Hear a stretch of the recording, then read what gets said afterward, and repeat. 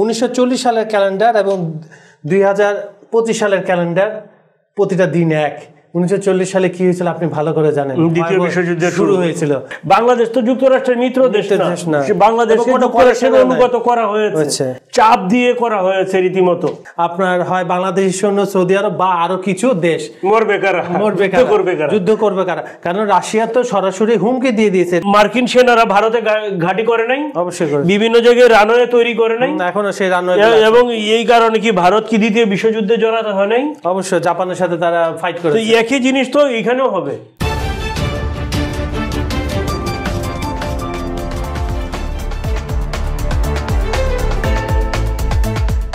সুপ্রিয় দর্শক, বিশ্ব সংযোগে আপনাদের স্বাগত। আপনাদের সঙ্গে রয়েছি আমি কাজল হায়দার, আর আমার সঙ্গে আজকে স্টুডিওতে রয়েছেন সিনিয়র সাংবাদিক বিশ্বজিৎ দত্ত ভূমি। বিশ্বদা, আমাদের বিশ্ব সংযোগে আপনাদের স্বাগত। ধন্যবাদ আপনাকে, সেখানে ধন্যবাদ দর্শক। আচ্ছা, আমরা মূল প্রোগ্রামের আগে কমেন্টসটা পড়ে নিই। দর্শকরা প্রচুর কমেন্টস দেন, কিন্তু আমাদের টাইম ফ্রেম একদম শিডিউল, কোনো খুবই অল্প সময়, এই জন্য আমরা বেছে বেছে 2-3টা পড়ছি। গণমি নামে একজন আমাদের বন্ধু লিখেছেন, ভারতকে দেখে বাংলাদেশের সাবধান হওয়া উচিত, কারণ শি জিনপিং অথবা ভ্লাদিমির পুতিনের সঙ্গে সম্পর্ক গাঢ় করলে বাংলাদেশের খবর আছে, ট্রাম্পকে সামলানো খুব কঠিন হয়ে যাবে। রাহিন দেবনাথ, উনি সম্ভবত কলকাতার, উনি লিখেছেন, সব ব্যাপারে ধাপে ধাপে উঠতে হয়, একেবারে কোনো মানুষ MA পাস করে না, ধাপে ধাপে ওঠে, অন্যের ঘাড়ে চেপে নদী পার কেউ হয়। ইউক্রেনের মাটি, লোক, সম্পদ ব্যবহার করে অস্ত্র ব্যবসায়ীরা তাদের অস্ত্রের পরীক্ষা করছে, মরছে ইউক্রেন, নির্বোধ জেলেনস্কি, দেশের মানচিত্রটাই পাল্টে গেছে। সত্যি কথা, ধন্যবাদ আপনাকে। স্বপনগুণ নামে একজন লিখেছেন, ইউক্রেন আসলে ভুলভাল সিদ্ধান্ত নিচ্ছে, যার জন্য দায়ী জেলেনস্কি। রহমান মিজানুর লিখছেন, চীন তেল অন্য দেশে বিক্রি করে না, ইন্ডিয়া করে। ওনার তথ্যটা আরেকবার আমরা বিবেচনা করব।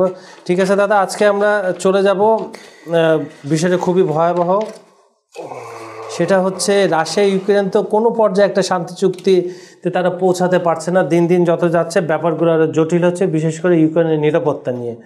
তো এটা কি আসলে তৃতীয় বিশ্বযুদ্ধের দিকে মন হবে নাকি? কারণ আপনি জানেন যে বাফার জোন থেকে সৈন্য নেওয়ার কথা প্রস্তাব দিয়েছে ইউরোপ, আমেরিকা সায় দিয়েছেন। আর অন্য দেশে যদি সেনারা আসে, তাহলে যদি এখানে কোনো কারণে সংঘর্ষ বাঁধে, তাহলে পুরো পৃথিবীতে একটা সংঘর্ষে জড়িয়ে যাবে। আপনি কি বলেন? আপনি যেটা বলছেন সেটা অনেকটা ওই রকমই। এটা আসলে যুক্তরাষ্ট্রের এনবিসি হচ্ছে একটা প্রতিবেদন প্রকাশ করে, এনবিসি নিউজ। এই তারা দাবি করছে যে যুক্তরাষ্ট্র চাচ্ছে এই বাফার জোনটা করতে। বাফার জোনটা হবে কোথায়? ইউক্রেনের ভিতরে। কিছু ইস্যু আমি আপনাকে বলি। এই বাফার জোনের পাহারায় থাকবে কারা? নন নেটোভুক্ত দেশগুলোর সৈন্যরা। এখন এর নেতৃত্বে থাকবে কে? নেতৃত্বে থাকবে যুক্তরাষ্ট্র। এই বাফার জোনের কারিগরি দিক থেকে যাবতীয় যা কিছু আছে, মানে বিষয়টা দাঁড়াবে কি, ইউক্রেন এবং রাশিয়ার কে আপনার করে সৈন্য সরিয়ে নিয়ে, মানে অসামরিকীকরণ করে, সেখানে আলটিমেটলি তাহলে কি যুক্তরাষ্ট্র সামরিকরণ করলো। হ্যাঁ, তাদের তার মানে ইউক্রেনে যুক্তরাষ্ট্র সরাসরি ঢুকে গেল। এখন যেটা হলো, একটা হচ্ছে ইউক্রেনে যুক্তরাষ্ট্র সরাসরি ঢুকে গেল, এর মধ্যে নন নেটোভুক্ত দেশগুলো শূন্য গেল, তাহলে আলটিমেটলি দাঁড়ালো কি? সারা বিশ্বের সৈন্য এখানে, যেটা জাতিসংঘের পিস কিপিং এ যে, এখন দেখেন যদি পিস কিপিং এর সৈন্য যদি যায়, আলটিমেটলি দেখেন এই দায়িত্ব জাতিসংঘের এড়ানোর সুযোগ নেই। তা তো অবশ্যই নেই। তাহলে কি আলটিমেটলি জাতিসংঘ কোনো না কোনো ভাবে জড়িয়ে যাচ্ছে। কারণ এই পিস কিপিং এর লিস্ট যদি আমি নিতে চাই, তাহলে কার কাছ থেকে নিব? জাতিসংঘের কাছ থেকে হবে। তাহলে দেখেন আলটিমেটলি এটা কি হবে? তৃতীয় বিশ্বযুদ্ধের দিকে কিন্তু আগাবে। কিন্তু যে জিনিসটা হচ্ছে, এতে কি আলটিমেটলি শান্তি প্রতিষ্ঠা হবে? রাশিয়া রাজি হবে? রাশিয়া রাজি।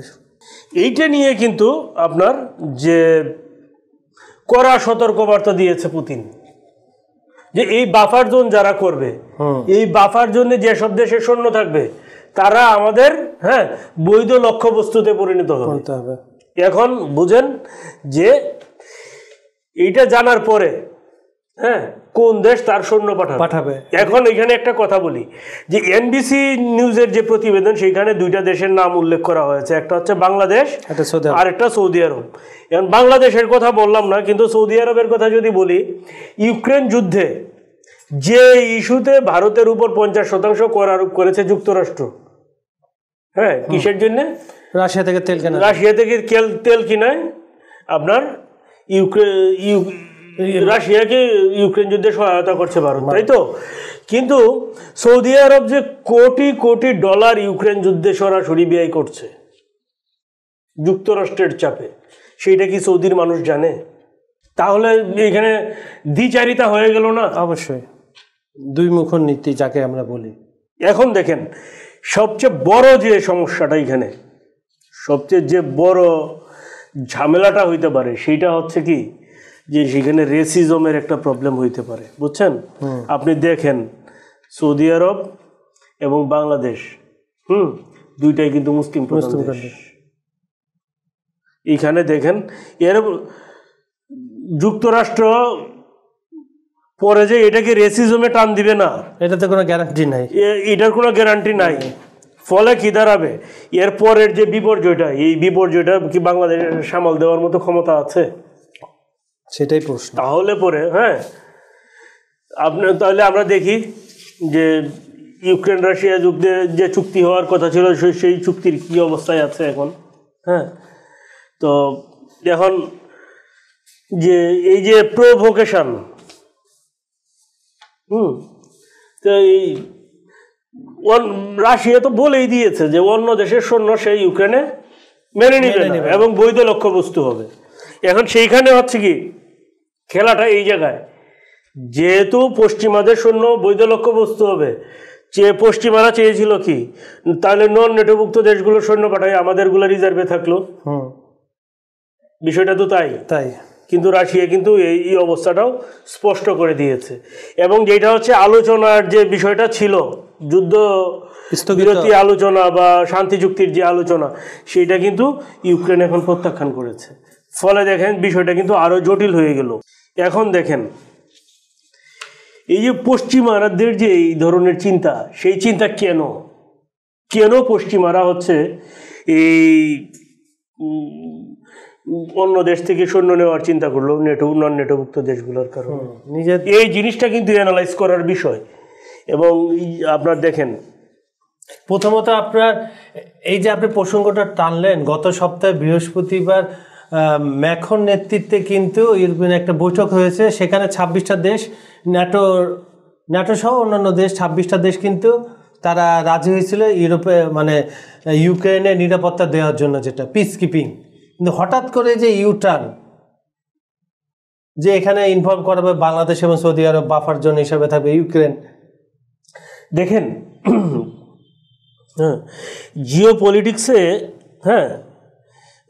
ওই একটা টার্ম আছে, বাফার কান্ট্রি, ঠিক আছে? জি, বাফার ফোর্স।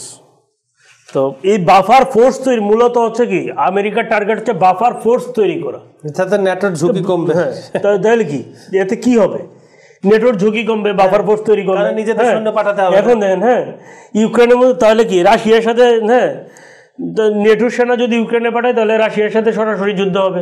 বাফার ফোর্সে যদি এটা না হয়, তাহলে কি হচ্ছে, নেটো বহির্ভূত যারা মিত্র দেশ, যাদেরকে যুক্তরাষ্ট্র বলতেছে, বাংলাদেশ তো যুক্তরাষ্ট্রের মিত্র দেশ না, বাংলাদেশকে যুক্তরাষ্ট্রের অনুগত করা হয়েছে, চাপ দিয়ে করা হয়েছে রীতিমতো। হ্যাঁ, তো তাহলে কি হলো, যে কারা সৌদি আরব বা বাংলাদেশের মতো যে নেটো বহির্ভূত যুক্তরাষ্ট্রের অনুগত দেশগুলো আছে, অনুগত দেশ আর মিত্র দেশ কিন্তু ভিন্ন জিনিস, দুইটাকে কিন্তু গুলিয়ে ফেললে হবে না। তারা কি, ইউক্রেনের নিরপেক্ষ অঞ্চলে আন্তর্জাতিক শান্তিরক্ষী বসানো, আন্তর্জাতিক শান্তিরক্ষী বসাতে গেলেই তো সেটা অন্যদিকে যেহেতু রাশিয়া বলেই দিয়েছে। এখন দেখেন যে কূটনৈতিক ভারসাম্যের কথা বলা হচ্ছে এখানে। কূটনৈতিক ভারসাম্যটা কি? পশ্চিমারা যেরকম কূটনৈতিক বিষয়গুলো নিয়ে কথাবার্তা বলবে, রাশিয়াও একই রকম বলবে। ঠিক আছে, কারণ হচ্ছে কি বাংলাদেশ হচ্ছে শান্তিরক্ষা মিশনে অন্যতম বড় দেশ। জাতিসংঘের যে গঠনতন্ত্র, সেই মূল গঠনতন্ত্র অনুযায়ী যদি আপনি বলেন, তাহলে তো এক দেশ আরেক দেশে সৈন্য পাঠানোর প্রয়োজন হয় না। এই সৈন্য পাঠানোর প্রয়োজনটা হচ্ছে জাতিসংঘের অসি পরিষদ যেটা আছে 6 নম্বর অনুচ্ছেদ, সেইটাকে আপনার নিষ্ক্রিয় করার ফলে। কারণ সেটা নিষ্ক্রিয় না করলে এক দেশের উপর আরেক দেশ প্রভাব বিস্তার করতে পারতেছিল না। এর জন্যই হচ্ছে কি বড় দেশগুলো হচ্ছে এই কাজটা করেছে, নিরাপত্তা পরিষদে এইটাকে স্থগিত করে এই দেশে দেশে সৈন্য পাঠানোর যে ব্যবস্থা এবং পিসকিপিং এর মোড়কে ন্যাটো, আমি আমেরিকা সৈন্য, আমরা মাঠে থাকবো না, আমরা লিড দিব। লিড কোথায় দিব? আমরা ওভাল অফিসে বসে দিব, আমরা ফ্রান্সের কোনো একটা অফিসে বসে দিব, কিন্তু থাকবে কারা? আপনার হয় বাংলাদেশের সৈন্য, সৌদি আরব বা আরো কিছু দেশ। মরবে কারা? যুদ্ধ করবে কারা? কারণ রাশিয়া তো সরাসরি হুমকি দিয়ে দিয়েছে, এটা গতকালই দিয়েছে, তার পুতিন তার এক বক্তব্যে দিয়ে সরাসরি অন্য দেশের সৈন্য যদি ইউক্রেনে মোবিলাইজ করে, তাহলে তারা তাদের বৈধ টার্গেট, মানে ইউক্রেন যেমন বৈধ টার্গেট এখনো রয়েছে, তারাও বৈধ টার্গেট। তার মানে হচ্ছে এই স্ফুলিঙ্গ দুইটা পাথরের ঘর্ষণের ফলে যে স্ফুলিঙ্গ হয়, এটা পুরা বিশ্বজুড়ে ছড়িয়ে যাবে। তখন অস্থিরতা। এবং আপনার সাথে অফ দ্য স্ক্রিন একটা আলাপ করছিলাম যে 1940 সালের ক্যালেন্ডার এবং 2025 সালের ক্যালেন্ডার প্রতিটা দিন এক। 1940 সালে কি হয়েছিল আপনি ভালো করে জানেন, দ্বিতীয় বিশ্বযুদ্ধ শুরু হয়েছিল। যদি বাফার পিস কিপিং ফোর্স গঠন হয়, তাহলে এটা হবে তৃতীয় বিশ্বযুদ্ধের সূচনা। আপনি যেমনটা বলছিলেন যে 1940 আর 2025, মানে কি হবে যে তৃতীয় বিশ্বযুদ্ধের সূচনা হয়তো এখানে হয়ে যেতে পারে। তাহলে এটা তো বাফার, তাহলে আপনি বলছেন যে বাফার ফোর্স এটা হচ্ছে আত্মঘাতী একটা সিদ্ধান্ত। না, এখন তো পশ্চিমাদের তো বাঁচা মরার লড়াই এখানে। তাহলে এখন পশ্চিমারা কি চায়? নিজেদের সৈন্যকে সেভ করে অন্য দেশকে ইনভলভ করতে চায়। বাংলাদেশের সোলজার যদি যায়, তাহলে সেটা কি সেখানে কি বাংলাদেশ জড়িয়ে যাবে না? অবশ্যই জড়াবে, কোনো না কোনো ভাবে তো বাংলাদেশ জড়িয়ে যাবে। আপনার কাছে ধরেন দ্বিতীয় বিশ্বযুদ্ধে কি মার্কিন সেনারা ভারতে ঘাঁটি করে নাই? অবশ্যই বিভিন্ন জায়গায় রানওয়ে তৈরি করে নাই? এখনো সেই রানওয়ে, এবং এই কারণে কি ভারত কি দ্বিতীয় বিশ্বযুদ্ধে জড়াতে হয় নাই? অবশ্যই জাপানের সাথে তারা ফাইট করে। একই জিনিস তো এখানেও হবে। স্বাভাবিক। সেই কারণেই হচ্ছে এখন ইউক্রেন যুদ্ধ যেদিকে মোড় নিচ্ছে, একটা জিনিস বোঝা যায় যে দেখেন বাংলাদেশের পররাষ্ট্রনীতি কি বলে। বাংলাদেশের পররাষ্ট্রনীতি কিন্তু সবসময় সবার সাথে শান্তির কথা বলে। তো সেই ক্ষেত্রে এইখানে যদি এটার ব্যত্যয় হয়, তাহলে দেখেন বাংলাদেশের কিন্তু পররাষ্ট্র নীতিতে বড় ধরনের পরিবর্তন আনতে হবে। এটা একটা। তবে যেটা হচ্ছে যে এইরকম কোনো প্রস্তাব বাংলাদেশে এখনো আসেনি, অফিসিয়ালি। সৌদি আরব সম্ভবত এখনো পাঠায়নি। এটা প্রশাসনের একটা চিন্তা ভাবনার মধ্যে রয়েছে। আপনার কাছে আমার সর্বশেষ, এটা তো মার্কিন ট্রাম্প প্রশাসনের সিনিয়র 4 জনের কর্মকর্তার বক্তব্য নিয়ে হচ্ছে এনবিসি নিউজ হচ্ছে এই প্রতিবেদন, যেটা বিস্ফোরক আকারে কালকে গণমাধ্যমে এটা ছড়িয়ে পড়ার মতোই একটা বিষয়। কারণ এটা কিন্তু একটা বড় সংখ্যা। কারণ হচ্ছে কি এই সংখ্যায় এমনও তো হইতে পারে যে রাশিয়া যদি পিছু হটে, দ্বিতীয় বিশ্বযুদ্ধে যুক্তরাষ্ট্র যখন হেরে যাচ্ছিল তখন কি করছিল? হিরোশিমা নাগাসাকি পারমাণবিক বোমা ফাটাইছিল। তো এইখানেও যে গ্যারান্টি কিছু নাই। আপনার কাছে আমার সর্বশেষ প্রশ্ন, যেটা সংক্ষিপ্ত আকারে বলেন, সেটা হচ্ছে তাহলে যে আমরা আলাস্কা বৈঠক দেখলাম, আমরা ওভাল অফিসের বৈঠক দেখলাম এবং জেলেনস্কিকে আমন্ত্রণ জানানোর বিষয়গুলো দেখলাম মস্কোর তরফে, তাহলে এগুলো কি একটা ওই যে আপনি সবসময় বলতে একটা চিত্রনাট্য, একটা গল্প, নাকি সত্যি একটা শান্তির পথে আমরা হাঁটছিলাম? এটা আপনি সংক্ষিপ্ত আকারে বলেন, তারপর আমরা। এখানে দেখেন, এই যুদ্ধ বন্ধ হইতে বেশি সময়ের দরকার নাই। শুধু আমি আপনাকে একটা জায়গায় বলি যে পুরা কাজটা জিনিসটা ইউক্রেনের হাতে। কিভাবে বন্ধ হইতে পারে? ইউক্রেন যদি বলে যে আমি হচ্ছে পশ্চিমা বেল্টে যাব না, এটা একটা হইতে পারে। রাইট। হ্যাঁ, আমি রাশিয়ার অনুগত্য থাকবো, যেমনটা আগে ছিল। জেলেনস্কির আগে যে প্রেসিডেন্ট ছিল সে, আগের সব প্রেসিডেন্ট, তাহলে হইতে পারে। অথবা আমি নিরপেক্ষ রাষ্ট্র থাকবো। এই তিনটার যে কোনো একটা কন্ডিশনে যদি জেলেনস্কি রাজি হয়, তাহলে পরে আপনার এই যুদ্ধ বন্ধ হবে, আদারওয়াইজ এই যুদ্ধ বন্ধ হবে। সুপ্রিয় দর্শক, আমাদের বিশ্বজিৎ দত্ত ভৌমিকের যে 3টা পয়েন্টের কথা বলেন, যুদ্ধ থামার 3টাই হচ্ছে ইউক্রেনকে সিদ্ধান্ত নিতে হবে। আপনি কি এটার সাথে একমত কিনা আমাদের কমেন্টে জানাবেন। আজকের পর্বটা আরও বড় করার কথা ছিল, কিন্তু আমাদের সময় সংক্ষেপ, কারণ বিষয়টা অনেক জটিল। এটা নিয়ে আমরা আপনাদের কথা দিচ্ছি এই সপ্তাহের মধ্যে আরেকটা আমরা এপিসোড করব। আর আজকের ভিডিওটি যদি আপনাদের ভালো লেগে থাকে, লাইক, কমেন্ট ও শেয়ার করবেন। আমাদের চ্যানেলটি সাবস্ক্রাইব করে রাখুন। আর আমাদের এখানে আপনারা যদি কিছু জানতে চান, আমাদেরকে কমেন্টে লিখুন, আমরা চেষ্টা করব সে বিষয়ে বিস্তারিত আলাপ আলোচনা করার জন্য। আজকে এখানে বিদায় নিচ্ছি। ভালো থাকবেন, নিরাপদে থাকবেন। ধন্যবাদ সবাইকে।